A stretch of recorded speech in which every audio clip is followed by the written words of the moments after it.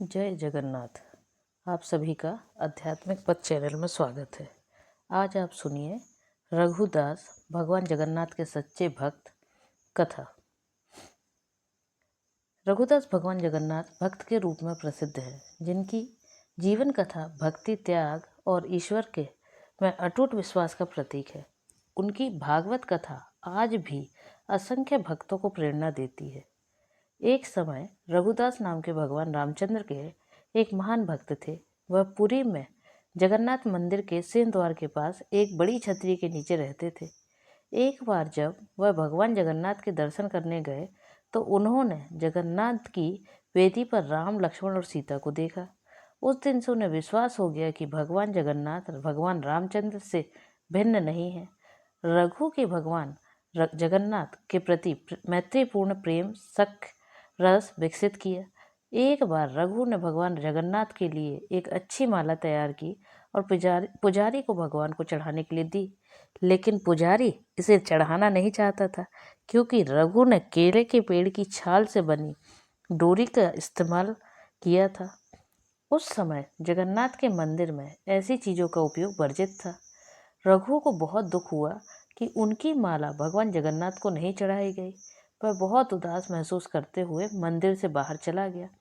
बाद में दिन में पुजारी शाम की आरती समाप्त कर रहा था। भगवान के शयन करने से पहले पुजारी उन्हें एक विशेष पोशाक पहनाते हैं, जिसे बड़ा श्रृंगार वेशा कहा जाता है। भगवान को श्रृंगारित करने के बाद पुजारी ने उनके शरीर को फूलों से सजाना शुरू कर दिया, लेकिन उसे आश्चर्य हुआ कि उसने जो कुछ भी किया भगवान के शरीर पर एक भी फूल नहीं बचा। भगवान किसी भी फूल को स्वीकार नहीं करेंगे। सभी पुजारी यह सोचकर बहुत चिंतित हो गए कि अवश्य ही उन्होंने कोई अपराध किया है, लेकिन यह क्या हो सकता था। उन सभी ने निर्णय लिया कि यह समझने की कोशिश करने के लिए कि उन्होंने क्या अपराध किया है, वे सभी मंदिर में सोएंगे और तब तक उपवास करेंगे जब तक भगवान उनके सपनों में आकर उन्हें उनके अपराध के बारे में सूचित नहीं करते थे। निश्चित रूप से उसी रात भगवान जगन्नाथ मुख्य पुजारी के सपने में आए और उनसे कहा, मेरे भक्त रघुदास मेरे लिए एक फूल माला लाए हैं। उन्होंने इसे बहुत प्रेम और भक्ति से तैयार किया। आपने डोरे की बाहरी विशेषता देखी और उसे माला मुझे देने से मना कर दिया। आप देख नहीं सकते कि उसने कितनी अच्छी माला तैयार की। उन्होंने इसे प्रेम और भक्ति से पिरोया। अब मेरा भक्त मेरी सेवा से वंचित होकर माला सामने रखकर अपने घर में पड़ा हुआ है। उसने कुछ भी नहीं खाया है और लगातार रो रहा है।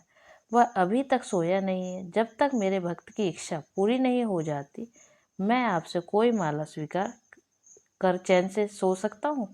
कैसे सो सकता हूँ?